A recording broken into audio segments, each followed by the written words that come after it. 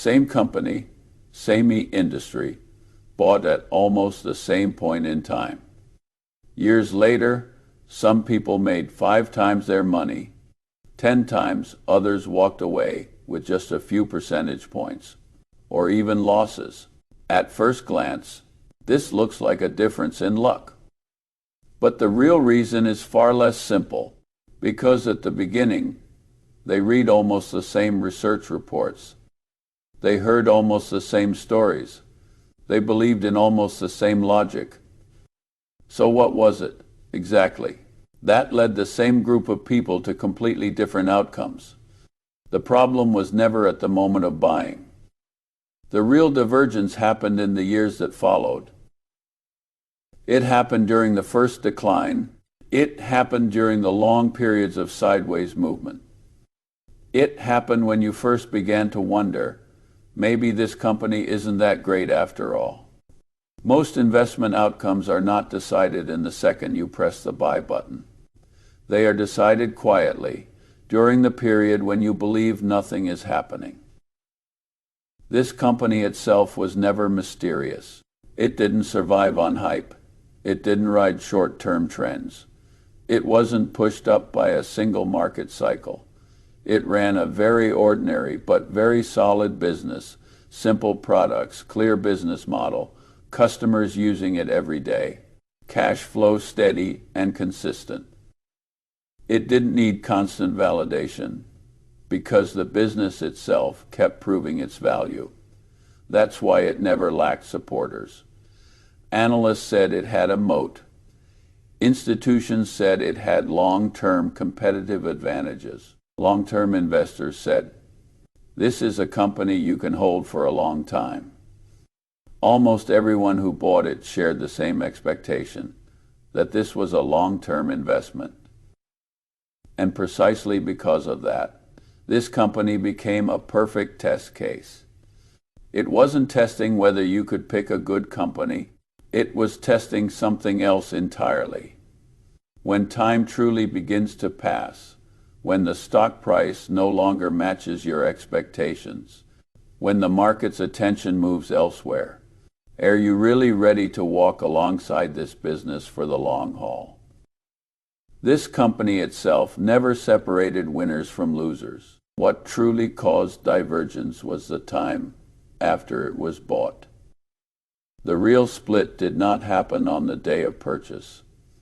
It happened afterward, in the most ordinary, most easily overlooked moments.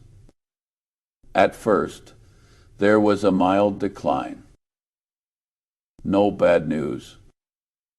No change in fundamentals, just a weakening market mood and the price drifting lower. Some people told themselves, let's just watch for now. Then came a long period of stagnation. The price went nowhere. No excitement. No clear answers. During this time, the market's attention moved quickly. New hot themes appeared. New stories became popular. New opportunities filled the conversation. And you began to notice the company you were holding was no longer being mentioned. Then came the first wave of doubt, not fatal bad news, but doubts that sounded reasonable. Will growth slow down? Will competition intensify? Is the valuation still attractive? None of these directly denied the business, but they were enough to create hesitation. And it was here that real differences began to emerge. Some people started checking the price constantly, becoming sensitive to every fluctuation. Some began comparing it to other stocks, thinking, money feels slow here. Others chose to do nothing. They stopped watching the price and focused on one question. Has the business itself changed? Are customers still there? Is the product still being used?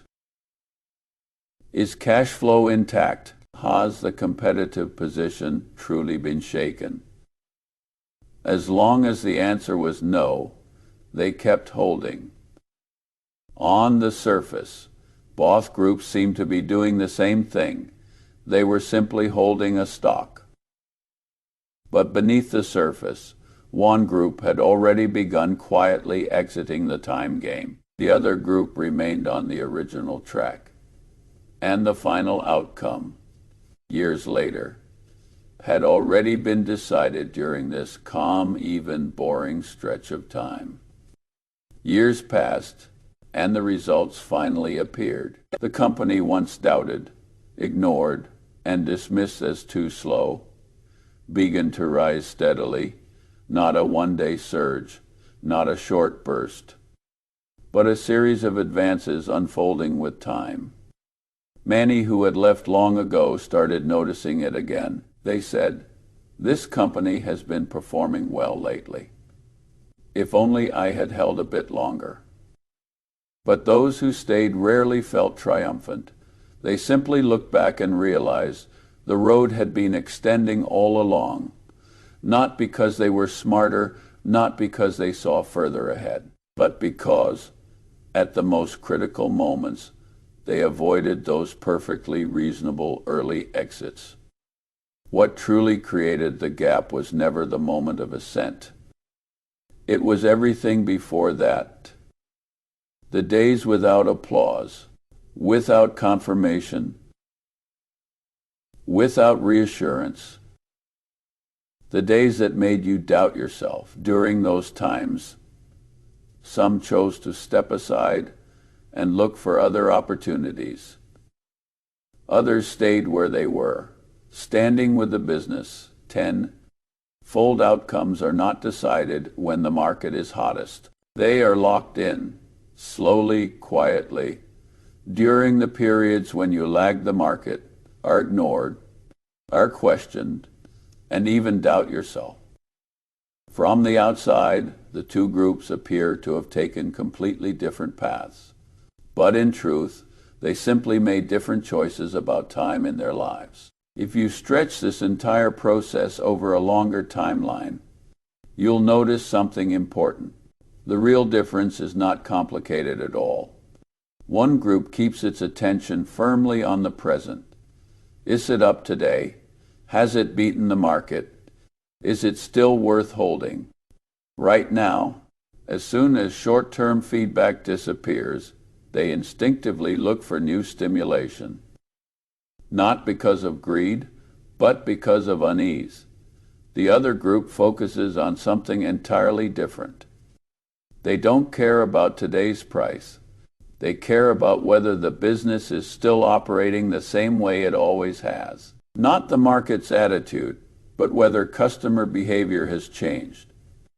When prices fluctuate, the first group sees risk, the second sees noise. When the stock goes quiet, the first feels anxious, the second simply keeps waiting.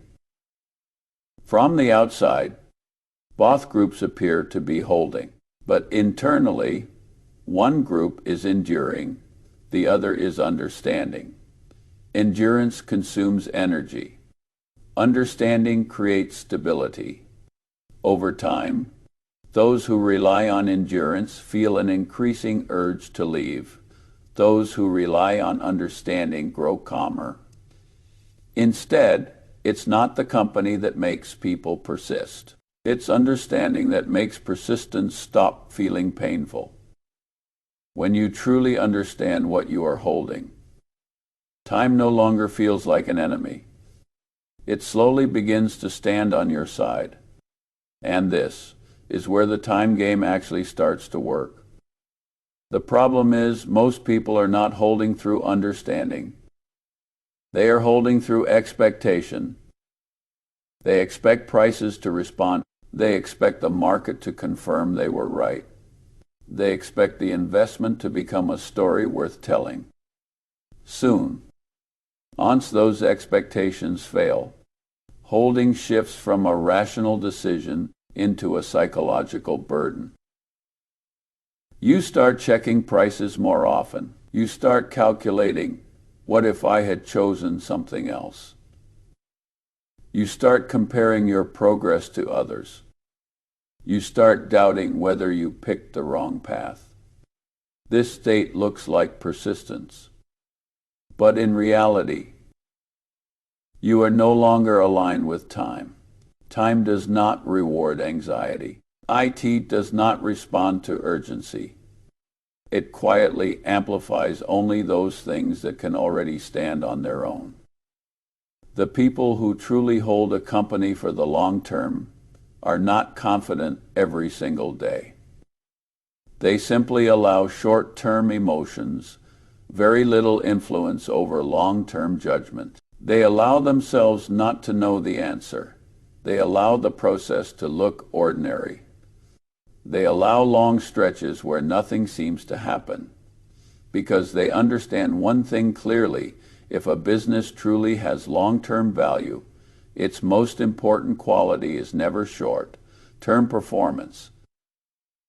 It is whether it can continue to exist through time. Once you accept this, holding no longer feels like a test. It begins to feel like a natural outcome. You are no longer enduring time. Time is working for you. And this is the state most people never experience, because they exit before they ever get there. So if you look back at the entire process, you'll notice an easily overlooked truth. What truly determines the outcome is not which company you chose. It's whether you had the ability to stay in place until time was ready to take effect. Most people don't lose because of bad judgment. They lose because they couldn't wait. They didn't fail to find a good business. They simply left before time had the chance to stand on their side. The time game was never meant to be exciting. It offers no constant feedback, no frequent confirmation, very few moments that tell you you're right. But much later, it speaks in a quiet, steady voice. As long as you didn't exit early, the road was always there. That's why true long-term returns often look like luck. But in reality, they're simply the result of someone willing to give time to the right things. Investing has never been just about buying and selling. It is a choice about how you relate to time. And once you truly step into the time game, many things begin to feel simpler,